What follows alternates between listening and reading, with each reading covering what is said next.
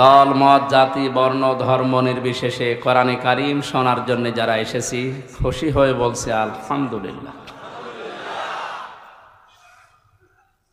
আল্লাহ রাব্বুল আলামিন বলেন, হাযা বায়ানুল লিন্নাসি ওয়া হুদাও ওয়া মাউইযাতুল লিল মুত্তাকিন। এ কোরআন আমি বিশ্বের মানুষের জন্য বায়ান হিসাবে, বক্তব্য হিসাবে, বর্ণনা হিসাবে নাজিল করেছি। আরবি গ্রামার অনুযায়ী লাম 13টা অর্থে ব্যবহার হয়। তার অন্যতম অর্থ হচ্ছে লাম ব্যবহার করা হয় জীবিত মানুষদের জন্য। কাদের জন্য? কোরআনে কারীম আল্লাহ নাজিল করেছেন জীবিত মানুষদের জন্য। তাহলে এর বক্তব্য বর্ণনা যা কিছু আছে, যতদিন জীবন আছে আপনার ততদিন লাগবে। বিশেষ করে বাংলাদেশ, ভারত, পাকিস্তান এই 3টা দেশের মানুষ পাল্টিয়ে ফেলেছি এই কথাটাকে। আমরা অনেকে এই কোরআন পড়ি, তো মানুষ মারা গেলে, মানুষ মরে গেলে কোরআন পড়ার দরকার নেই। মরে গেলে কোরআন পড়া না পড়া ওর জন্য সমান, যদি ওর কোরআনের ওপরে দুনিয়ায় আমল না থাকে। এই জন্য পড়া লাগবে, তার সামনে বোঝানো লাগবে, বক্তব্য বিবৃতি দেওয়া লাগবে ওই পর্যন্ত যতক্ষণ ওর জীবন আছে। কি আছে? এর তথ্য কোন শব্দের দ্বারা পেলাম? লামের দ্বারা। কিসের দ্বারা? এই জন্য এখন থেকে এই সিদ্ধান্ত আমাদের নেওয়া লাগবে যে আমরা কোরআন পড়বো, বোঝাবো, এর বক্তব্য বিবৃতি দেব কাদের সামনে? জীবিত মানুষ না মৃত মানুষ? হে নবী, কোরআনকে আমি বর্ণনা, বক্তব্য, উপদেশ হিসাবে জীবিত মানুষদের জন্য দিয়েছি। এর ভেতরে 2টা জিনিস আছে, হুদান পথ নির্দেশিকা আছে, মাউইযাতুন উপদেশ আছে। কাদের জন্য? লিল মুত্তাকিন, যারা ভদ্রলোক, যারা তাকওয়া অবলম্বন করেছে, যারা আল্লাহকে ভয় করে চলে। কোরআনের উপদেশ কাজে লাগবে তাদের, কোরআনের পথ নির্দেশিকা মেনে নেবে তারা, যারা আল্লাহর ভাষায় ভদ্রলোক। কি লোক? আমরা জানি শয়তান ভদ্র না অভদ্র? বলেন বলেন। হযরত আদম নবীকে আল্লাহ যখন সৃষ্টি করলেন, 60 হাত লম্বা, 36 থেকে 40 হাত প্রায় মোটা, সেজদা দিতে বলেছিলেন। ফেরেশতারা সবাই এক বাক্যে রাজি ছিল। রাজি ছিল না শুধুমাত্র ইবলিস, শয়তান। ওর 950 বছর ইবাদতের কারণে আল্লাহর উপরে খুশি ছিলেন। শেষ পর্যন্ত গোলামত বানিয়ে বলেছিলেন, শুধু মাথাটা নিচু করো, এইটাই সেজদা হিসাবে ধরে নেওয়া হবে। ও মাথা না দিয়ে আগে লাগিয়েছে পা। আল্লাহর কাছে আর্গুমেন্ট পেশ করে বলেছিল, আনা খায়রুম মিনহু খালাকতানি মিন নারি ওয়া খালাকতাহু মিন তিন। তুমি আমাকে আগুন দিয়ে বানিয়েছো, আর ওইটা বানিয়েছো মাটি দিয়ে। আগুনের কাজ উপরের দিকে যাওয়া, মাটির কাজ নিচের দিকে যাওয়া। শয়তান সর্বপ্রথমেই অহংকার করেছিল ক্ষমতা। কিসের কথা বুঝতেছে? ও সর্বপ্রথমই আল্লাহর এই যে বিধানটা, এই আইনটা, আল্লাহর এই বক্তব্য শোনার পরেই বিদ্রোহ করেছিল ক্ষমতা দিয়ে, যে আমার ভেতরে পাওয়ার আছে, শক্তি আছে, আমি জ্বালিয়ে দিতে পারি। কিন্তু ও মাটি, ওর ভেতরে কিছু নেই, ও পড়ে থাকে। এই আয়াত থেকে তাফসির কারক যারা মুফাসসিরিন ইকরাম ব্যাখ্যায় লিখেছেন, ক্ষমতার অহংকার দুনিয়ায় যদি কেউ করে, শক্তি হোক, টাকা পয়সা হোক, পাওয়ার হোক, যে কোনো ক্ষমতার অহংকার যদি কেউ করে, সে আল্লাহর কাছে শয়তান হয়ে যায়। যেন আমরা এই কাজ যেন কেউ না করি, আমরা যেন বিরত থাকি। আল্লাহ আমাদের তৌফিক দিন, আমিন। আল্লাহর উপদেশ, আল্লাহর ওয়াজ, আল্লাহর পথ নির্দেশিকা গ্রহণ করেনি শয়তান। আজকে জীবিত মানুষদের সামনে আমরা কোরআনে কারীম তেলাওয়াত করেছি। সূরা মুলকের 2টা আয়াত, তাফসীরুল কোরআন মাহফিল এখানে লেখা। আমি তাফসীর আকারে কথা বলবো ইনশাআল্লাহ। তাফসীর শব্দের শাব্দিক অর্থ খুলে ফেলা, উন্মুক্ত করা, আবরণ ফেলে দেওয়া। আপনি সভাপতির বাড়িতে যেয়ে যদি ডাক দেন যে সভাপতি সাহেব বাড়িতে আসেন, ওনার ছোট্ট একটা বাচ্চা বেরিয়ে এসে বলছে, আঙ্কেল আমার বাবা বাড়ি নেই, ঢাকায় গেছে, আপনার পরিচয় দেন, আসলে বলবো। এমন ভাবে আঙ্কেল বলে আমারে সালাম দিয়েছে, এ কি ছেলে না মেয়ে এ বোঝার কোনো কায়দা নেই। এখন যদি নাম জিজ্ঞাসা করি তাও আমি ধোকা খাবো, কারণ এখন আমরা তো ডিজিটাল নাম রাখি, এমন নাম রাখি যে ছেলের নামও যা মেয়ের নামও তা। যে কয়েকদিন আগে ভোটে দাঁড়িয়েছিল না মাহিয়া মাহি, যে মাহি এই শব্দটা ছেলের নামও রাখে মানুষ, মেয়ের নামও রাখে। মাহিয়া মাহি মহিলা আর মাহি বি চৌধুরী পুরুষ মানুষ। এখন নাম বললে তো বুঝবেন না এটা আম্মু না আব্বু, ছেলে না মেয়ে বোঝার জন্য যেটা করা লাগবে, ওর পায়জামা বা প্যান্ট এটা খুলে ফেলা লাগবে। আপনি হাসতেছেন মানে না খুললে আপনি বুঝবেন, কারণ চেহারার কাটিং, চুল যেভাবে কাটে ও বোঝার উপায় নেই যে কোন কাটিং এটা। তাহলে বাস্তবতা এখানে একটু বসিয়ে দেন।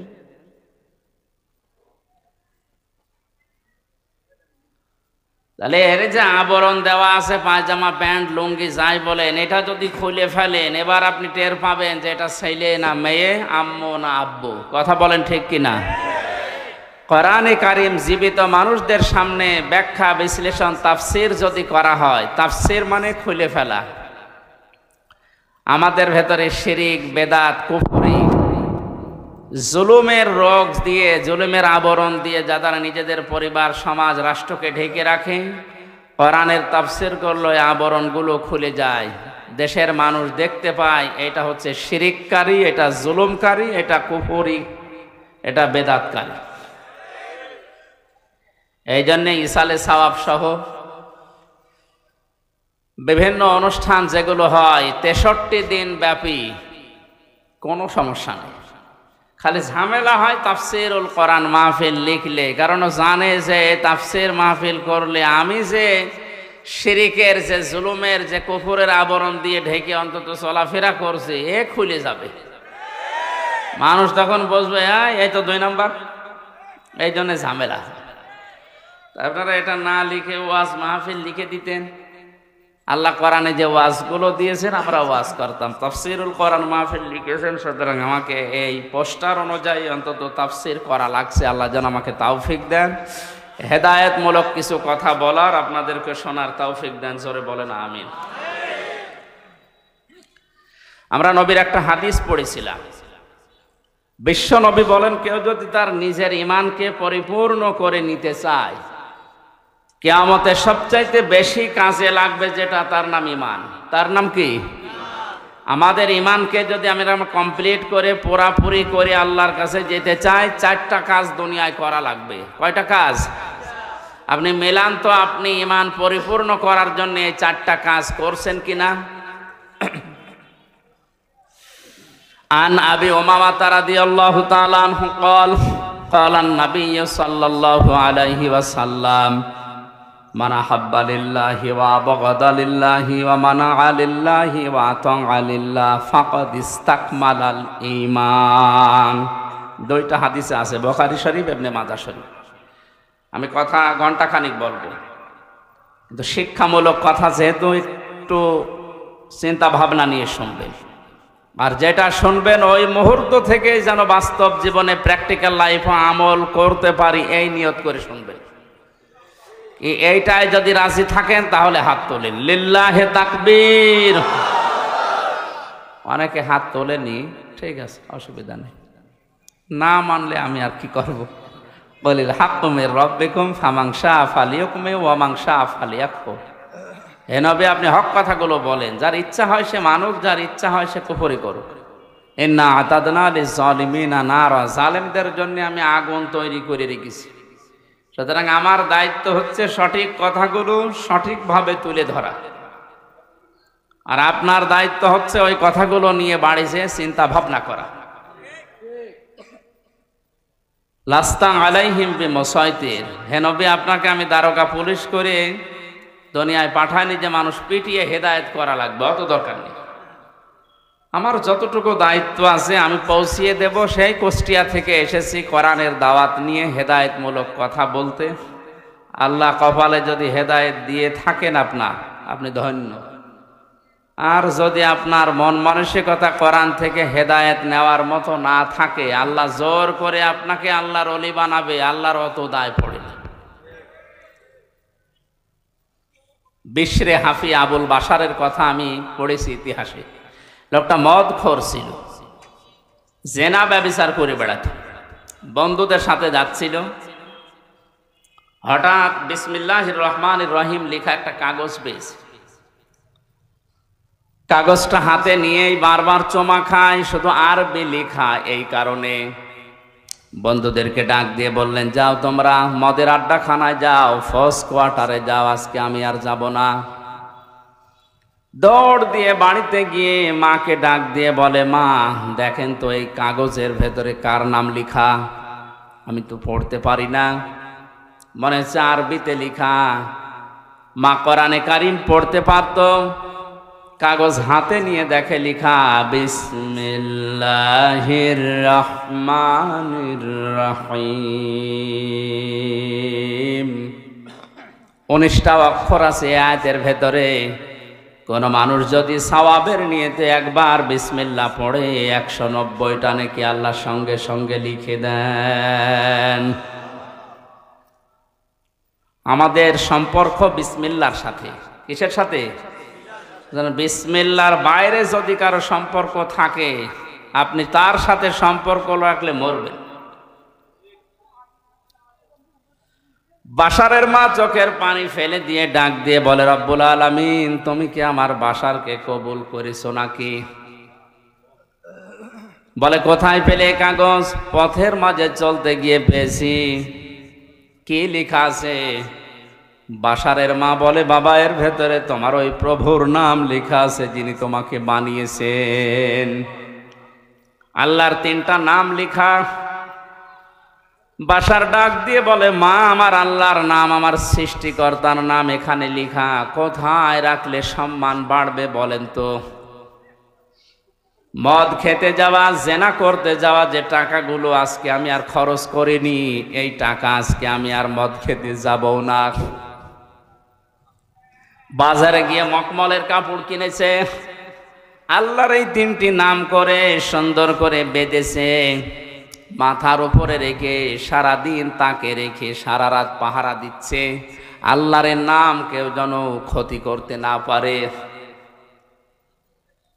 হঠাৎ তার ঘুম এসে গেছে, ঘুমের ভেতরে কে যেন ডাক দিয়ে বলছে, বাশার পথের মাঝখান থেকে তুলে এনে আমার নামকে যেভাবে সম্মান দিলে, আমিও তোমার নামকে আজকে সাধারণ মানুষের ভেতরে আর না, আমার বিশেষ বিশেষ বান্দাদের সাথে আমার কোরআনে কারিমের আয়াতকে সম্মান দেওয়ার কারণে তোমার নামটা আমার বিশেষ বান্দাদের সাথে লিখে দিলাম।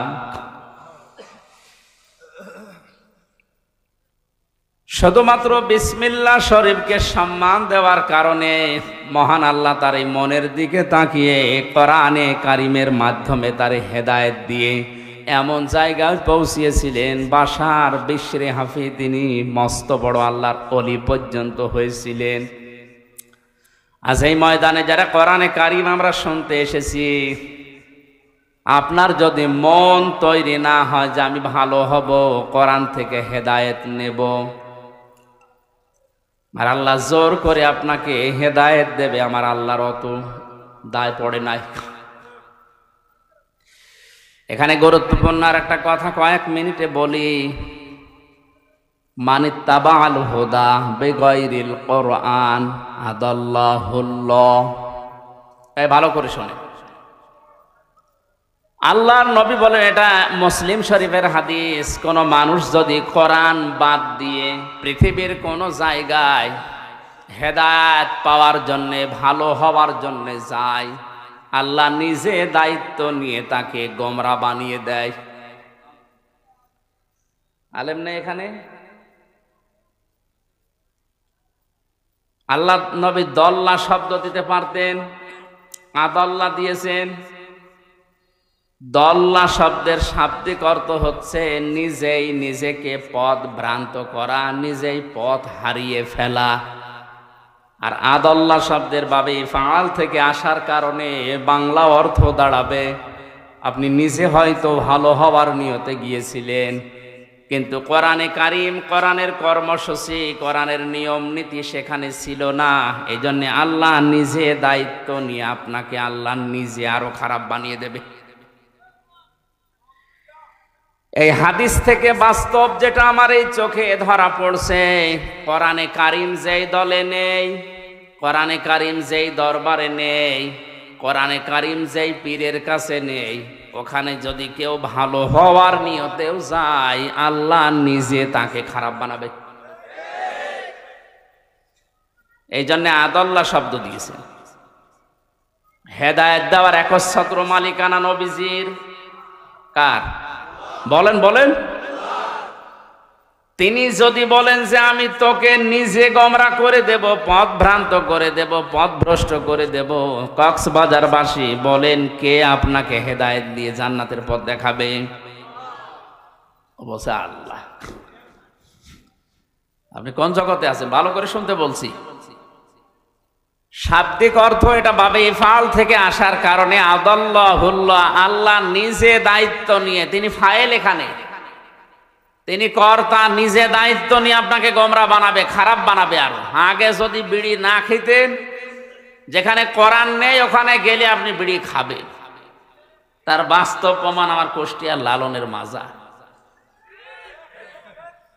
কত মানুষ বিভিন্ন জেলা থেকে যায়, মনে করে যে আল্লাহর ওলি, অথচ কোরআন ওখানে চলে না। এই কথা বলেন না কেন? ওখানে মন মন গাঁজা পাওয়া যায়। আর অধিকাংশ মানুষ থাকে মানে উল্টা পাল্টা, নারী নিয়ে যা তা করে, এরপরে লাল পানি মানি খায়। একবার রাত 9টার সময় যে দেখে একজনকে দুধ খাওয়াচ্ছে, বললাম ভাই কি করে? এর গায়ে তো কোনো পোশাক আশাক নেই। তো হুজুর পোশাক নেই তাতে কি, এ আল্লাহর ওলি, এর ভেতরে মাল আছে। মাল যা আছে সব তো দেখা যাচ্ছে।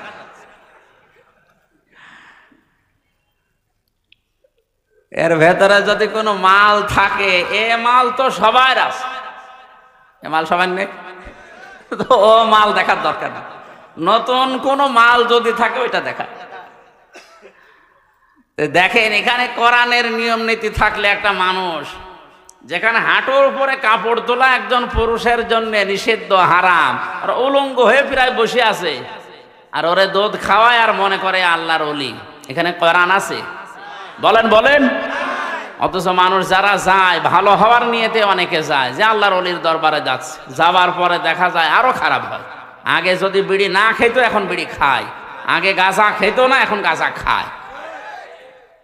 এই জন্য আজকের এই ময়দান থেকে সিদ্ধান্ত নেওয়া লাগবে, কোরআন যেখানে নেই ওই দল যদি আমার বাবাও প্রতিষ্ঠা করে আমি ওখানে যাব না। যেই দরবারে কোরআন চলে না ও দরবার যদি আমার বাবার দরবার হয় তারপরও আমি যাব না। যদি যায় আমাকে খারাপ বানিয়ে দেবে কে? এ দোষ কার? কারণ কোরআন নেই, তুই ওখানে গেলি কেন? শ্বশুরকে বাবা বলা জায়েজ আছে না নেই? আন্দাজে বলেন কেন? শ্বশুরকে বাবা বলতে সমস্যা কি? আজকেও তো শ্বশুর কল দিয়েছিল মাগরিবের পর, আমি বললাম আব্বা কেমন আছে? জায়েজ না থাকলে আমি বলতাম, হয়তো আপনি আন্দাজে দিতেছেন না। তো শ্বশুরকে বাবা বলা জায়েজ আছে, কিন্তু নিজের বাবার সামনে যদি বারবার শ্বশুরকে বলেন আব্বা জান আব্বা জান, আর এইটা কে আমি চিনি না, আপনার বাবার রাগ হওয়ার সম্ভাবনা হবে না? কোরআন পাঠিয়েছে আল্লাহ হেদায়েত দেওয়ার জন্য। হাদা বায়ানুল লিন্নাস হুদা ওয়া মাউইযাতুল লিল মুত্তাকিন যালিকাল কিতাবু লা রাইবা ফিহি হুদাল লিল মুত্তাকিন। এরকম বহু আয়াত কোরআনে আল্লাহ দিয়েছেন যে এটা হেদায়েতের কিতাব। মানিত্তাবাআল হুদা ফামান তাবিআ হুদায়া ফালা খাউফুন আলাইহিম ওয়ালা হুম ইয়াহজানুন। এরকম প্রায় 26টা আয়াত আছে কোরআনে কারীম, প্রমাণ করে যে আমি হেদায়েত দেওয়ার জন্য দুনিয়ায় এসেছি। সুতরাং নিজের বাবার সামনে শ্বশুরকে বাবা বলা জায়েজ আছে, তারপরও যদি বারবার বলেন বাবার মনে যেমন দুঃখ লাগার সম্ভাবনা আছে। কোরআন আল্লাহ পাঠালো হেদায়েত দেওয়ার জন্য, এইটা বাদ দিয়ে আপনি যার কাছে যাবেন আল্লাহর তখন আপনার বাবার মতো রাগ হবে, দেখি তোর ওই পীর কেমন করে হেদায়েত দেয়। এই জন্য অধিকাংশ দরবারে গেলে মানুষ আজ হেদায়েত পাওয়ার পরিবর্তে গোমরা হয়ে যাচ্ছে। চট্টগ্রামের মরহুম আব্দুল জব্বারের দরবারে গেলে সন্তামণি কোরআন তুলে দিত যে কোরআন পড়ো, আল্লাহকে পেয়ে যাবে। ফরফরা শরীফের যারা পুরাতন পীর ছিল সেখানে গেলে মানুষ আগে বলতো যে কোরআন শরীফ তুলে দিলাম আল্লাহকে পেয়ে যাবেন, যান। এখন অধিকাংশ দরবারে আর কোরআন তুলে দেয় না, দেয় কি বিভিন্ন নামের জিকির দেয়। আল্লাহর নামে জিকির দিলেও তাও সঠিকটা দিলে হয়, সুবহানাল্লাহ, আলহামদুলিল্লাহ, লা ইলাহা ইল্লাল্লাহ, আল্লাহু আকবার, এগুলো দেয় না। এমন জিকির দেয় ও কোরআনেও নেই হাদিসেও নেই, সব বানিয়েছে। হো হো বলে জিকির আছে, সব চিটারি। এই দরবার টিকিয়ে রাখার জন্য নতুন নতুন করে একটা জিকির আবিষ্কার করে। এই ব্রাহ্মণবাড়িয়ার এই লাইনে কিছু মানুষ আছে, এবার আর একটা জিকির আরম্ভ করেছে, এর নাম নাই নিতে পারলাম না, কি জিকির শুরু করেছে দেখেন। সূরা আরাফের 181 নাম্বার আয়াতটা বলছি, বাড়ি যেয়ে যারা এই সমস্ত জায়গায় যান একটু মিলানি আয়াত। ওয়ালিল্লাহিল আসমাউল হুসনা ফাদউহু বিহা ওয়া দারুল লাযিনা ইউলহিদুনা ফি আসমাইহি সায়ুজজাউনা মা কানু ইয়ামালুন। জোরে বলেন আল্লাহু আকবার। আল্লাহ পাক বলেন আমার অনেক সুন্দর সুন্দর নাম আছে, যে নামে পারো আমি আল্লাহকে ডাকো। আপনি ইয়া রহমান বলে ডাক দেন, অসুবিধা নেই। ইয়া খালেক বলে ডাক দেন, অসুবিধা নেই। কিন্তু সাবধান, আমি আল্লাহর নামকে উলট পালট করে এলহাদ করে আমার নামকে পরিবর্ধন করে কাটছাট করে তোমরা ডেকো না। কে বলছেন বলে তো? আল্লাহর এই ওয়াজ শোনার পরেও যদি কেউ হো হো ইয়ালি বাবা, শালি বাবা, বিভিন্ন বাবার নামে জিকির করে, ও হেদায়েত পাওয়ার পরিবর্তে আল্লাহ ওরে নিজে আরো গোমরা করে দেবে। সুতরাং সিদ্ধান্ত যদি নিতে পারেন যে আজকের তাফসীর থেকে যেটা শুনবো আমি মেনে নেব, তাহলে কোরআন আপনাকে পথ দেখাতে পারে। সে ক্ষমতা কোরআনের আছে না? কোরআনে ক্ষমতা নেই? আর যদি আপনার এরকম সিদ্ধান্ত হয় যা শুনি এক কান দিয়ে শুনবো আর এক কান দিয়ে বের করে দেব, কিয়ামত পর্যন্ত এখানে ওয়াজ হলেও আপনার কিছু হবে না। এরকম ওয়াজ শোনার জন্য এসেছেন না। আমরা ঈমানকে যেহেতু পরিপূর্ণ করে নিতে চাই, কয়টা কথা বলেছিলাম? জবান খুলে বলেন কয়টা?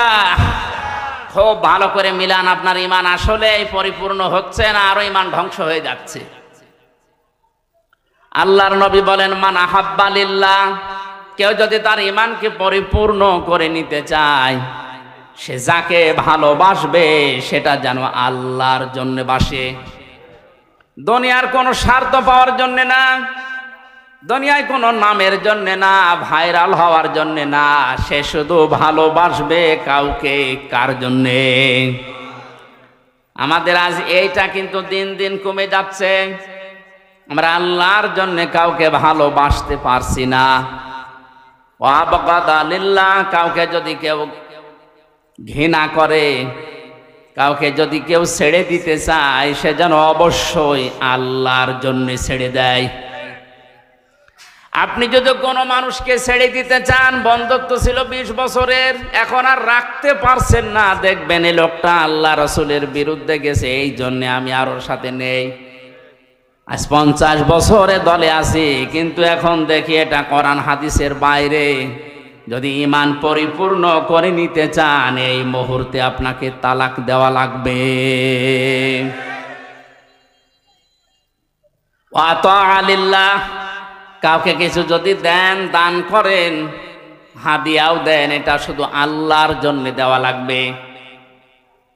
আজ আমরা অনেক কিছু দিতেছি, দান করছি, কিন্তু সব দলীয়করণ এই লাইনে চলে গেছে। আমি যে ঈমান পরিপূর্ণ করে নেওয়ার জন্য আল্লাহর জন্য দেব, এই মন মানসিকতা আমাদের নষ্ট হয়ে যাচ্ছে। অমানা আলিল্লাহ, আপনি যদি নিষেধ করেন কাউকে দিতে, কাউকে দেবেন না, এইটাও হওয়া লাগবে শুধুমাত্র আল্লাহর জন্যে। নবীজি বলেন কথাগুলো যদিও ছোট ছোট, এই চারটা কথা যাদের মগজ আছে মাথায়, তামাম দুনিয়া দেখবেন এর ভেতরে লুকিয়ে আছে। আমার তো মনে হয় এই চারটা কথায় নবীজি যা জানাতে চেয়েছেন, আমার যতদিন হায়াত আল্লাহ দিয়েছেন, আমি এই চারটা পয়েন্টের উপরে যদি কথা বলি আমার জীবনই শেষ হয়ে যাবে। সব এর ভেতরে আছে। আপনি কাউকে ভালোবাসবেন আল্লাহর জন্যে, কাউকে ঘৃণা করবেন আল্লাহর জন্যে, কাউকে দান করবেন আল্লাহর জন্যে, দান করা থেকে বিরত থাকবেন আল্লাহর জন্যে, তাহলে দুনিয়ার থাকে কি? এই চারটা গুণ যদি কেউ অর্জন করে, নবীজি বলেন ফাকাদ ইস্তাকমালাল ঈমান। এই আরবি গ্রামার যারা জানে, ফা ব্যবহার হয় 19টা অর্থে। কয়টা? এর 13 নাম্বার কায়দাতে আছে, বালাগাত মান থেকে দেখবেন। এই ফা ব্যবহার করার নিয়ম হচ্ছে, আগের যে বর্ণনা নবীজি করছিলেন বা আপনি করছিলেন, এই কথাগুলো যদি কেউ মেনে নেয়, তাহলে পরের কথায় ফা দিয়ে গ্যারান্টি দেওয়া হচ্ছে।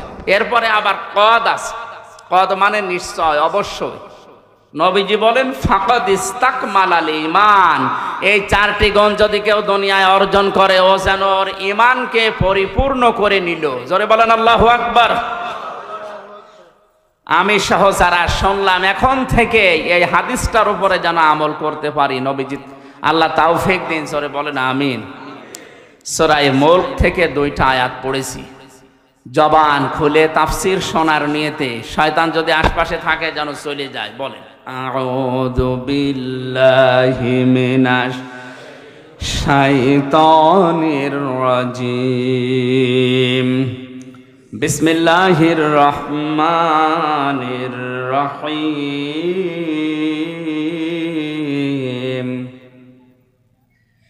তাবারাকাল্লাযী বিয়াদিহিল মুলক ওয়া হুয়া আলা কুল্লি শাইইন কাদির। আল্লাযী খালাকাল মাউতা ওয়াল হায়াতা লিয়াবলুয়াকুম আইয়ুকুম আহসানু আমালা ওয়া হুয়াল আজিজুল গফুর।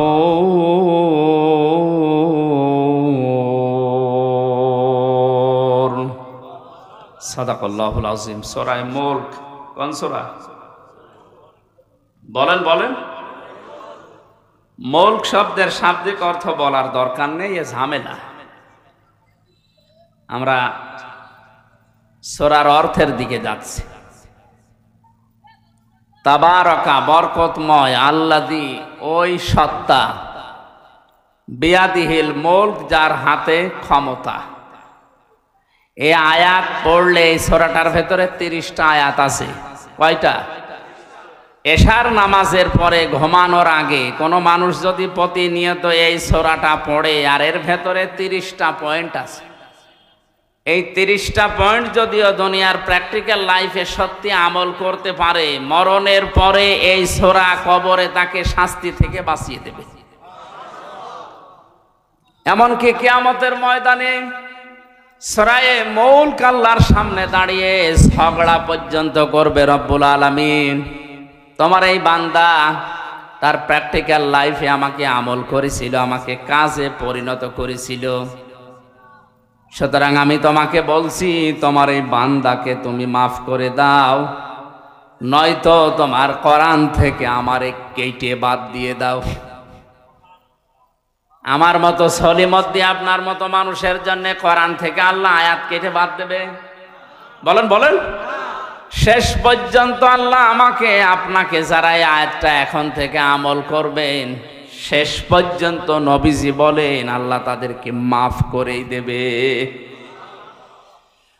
কি আছে এই সূরার ভেতরে? যেহেতু 30টা আয়াত আমরা 2টা পড়েছি, অন্তত 2টা পর্যন্ত দেখি কি আছে।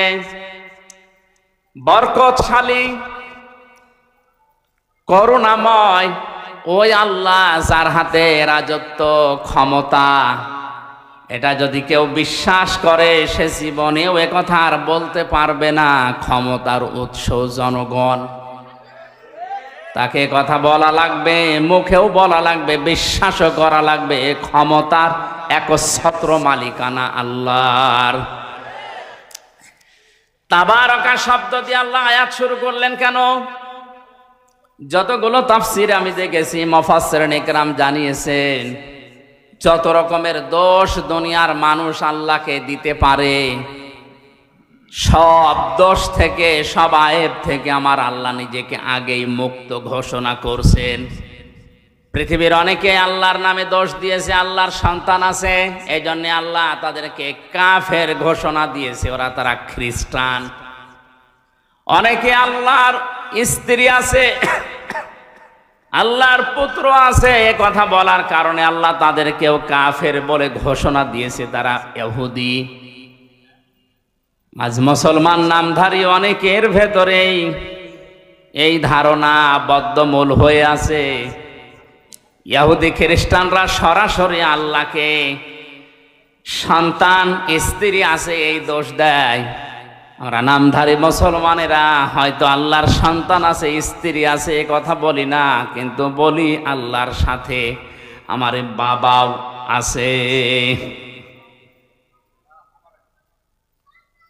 কবরে যে লোকটা শুয়ে আছে এর উপরে এত বেশি বিশ্বাস করে মানুষ, মনে হয় আল্লাহ ওর থেকে অনুমতি নিয়ে তারপরে কোনো কাজ করবে।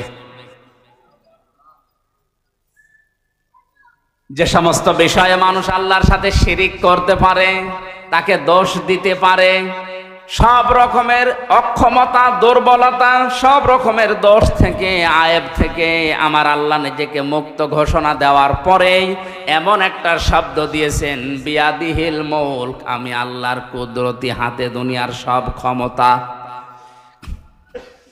হুয়া আলা কুল্লি শাইইন কাদির, সব কিছুর উপরে আমি আল্লাহরই ক্ষমতা চলে। আপনার 3.5 হাত বডি, এইটার উপরেও আপনার ক্ষমতা চলে না। আপনার নাক আপনার কথা শোনে না, আপনার এই হাতও আপনার কথা মতো চলে না। বলেন কেমন করে পায়খানায় যান? যে যদি বলেন আমি কিন্তু এ দেশের মন্ত্রী, কোনো দুর্গন্ধ যেন আমার নাকে না আসে, নাক বলবে বেটা যদি বাঁচতে চাস আগে আমার চেপে ধর। কথা বলছে না কেন? নাকও আপনার কথা শোনে না। আপনার শরীরের অঙ্গ প্রত্যঙ্গ গুলোই তো শুনছে না। এমনকি কিয়ামতের ওই কঠিন ময়দানে অঙ্গ প্রত্যঙ্গ যারা আল্লাহর আইনের বিরুদ্ধে ব্যবহার করেছে, এগুলো তাদের বিরুদ্ধে সাক্ষ্য হয়ে দাঁড়াবে। জোরে বলেন নাউজুবিল্লাহ। আল্লাহ রাব্বুল আলামিন বলেন, আল-ইয়াওমা নাখতিমু আলা আফওয়াহিহিম ওয়া তুকাল্লিমুনা আইদিহিম ওয়া তাশহাদু আরজুলুহুম বিমা কানু ইয়াকসিবুন। সূরা ইয়াসিনের 65 নম্বর আয়াতে আছে, কিয়ামতের দিন আল্লাহ মানুষের মুখের উপরে মোহর লাগিয়ে দেবে, সেলাই করে দেবে। হাত আল্লাহর সাথে কথা বলবে। আইদিহিম দিয়ে আল্লাহ শুধুমাত্র এই হাত বোঝাননি, হাত মানে বিভিন্ন রকমের হাত দুনিয়ায় মানুষের চলতে গেলে থাকে। কথা বলেন না, কত রকমের হাত দুনিয়াতে আপনি ব্যবহার করেন। কেউ এই হাত ব্যবহার করছে, কেউ টাকা পয়সার হাত ব্যবহার করে, কেউ ক্ষমতার হাত ব্যবহার করে। দুনিয়ায় যে হাত ব্যবহার করে আপনি আল্লাহর বিরুদ্ধে, মানবতার বিরুদ্ধে অবস্থান নিয়েছিলেন, কিয়ামতের দিন ওই হাতগুলো আপনাকে আল্লাহর বিরুদ্ধে সাক্ষী দেওয়ার জন্য, আপনার বিরুদ্ধে আল্লাহর কাছে সাক্ষী দেওয়ার জন্য দাঁড়াবে।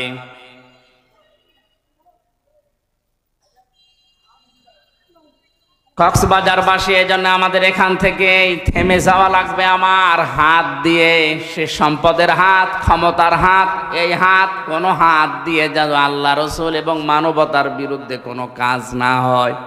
আজকে হয়তো অনেককেই দেখতে পাচ্ছি কিন্তু চোখ বন্ধ করার পরে আমার সাথে থাকা দূরের কথা, কেউ আমার সাথে থাকতেও চাইবে না। কোরআনে কারীম জানিয়েছে ওয়াকুল্লুহুম আতিহি ইয়াউমাল কিয়ামাতি ফারদা। সূরা মরিয়মের 95 নম্বর আয়াতে আছে, কিয়ামতে প্রত্যেকটি মানুষকে আল্লাহ তার নিজের কাছে ডাকবেন, স্রেফ একা একা। কয়জন করি বলেন বলেন। সুতরাং বিভ্রান্তি যদি কেউ ছড়ায়, কিয়ামতে অনেকে হাজার হাজার মুরিদ নিয়ে উঠবে, এটা পুরা মিথ্যা কথা, এই আয়াতের সাথে সাংঘর্ষিক। কোন মানুষ যদি বলে কিয়ামতে আমার অমক বাবা লক্ষ কোটি মুরিদ নিয়ে আসবে স্লোগান দিতে দিতে, এটা মিথ্যা কথা। আল্লাহর কোরআন জানিয়েছে কিয়ামতে প্রতিটি মানুষ উঠবে। কয়জন করে বলেন বলেন।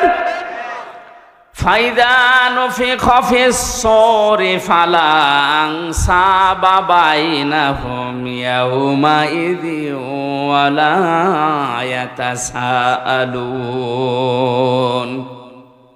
সূরা মুমিনুনের ভেতরে আল্লাহ বলেন, যখন সিংহায় ফুৎকার দেওয়া হবে, যত রকমের সম্পর্ক আছে মানুষের সাথে সব সম্পর্ক কাট হয়ে যাবে। রক্তের সম্পর্ক হোক, আত্মীয়তার সম্পর্ক হোক, দলীয় সম্পর্ক হোক। ও কক্সবাজারবাসী, এই আমার শুধু এই 20,000 মানুষ বসে নেই, মিডিয়ারা কালকে এটা ছড়াবে তাম দুনিয়া।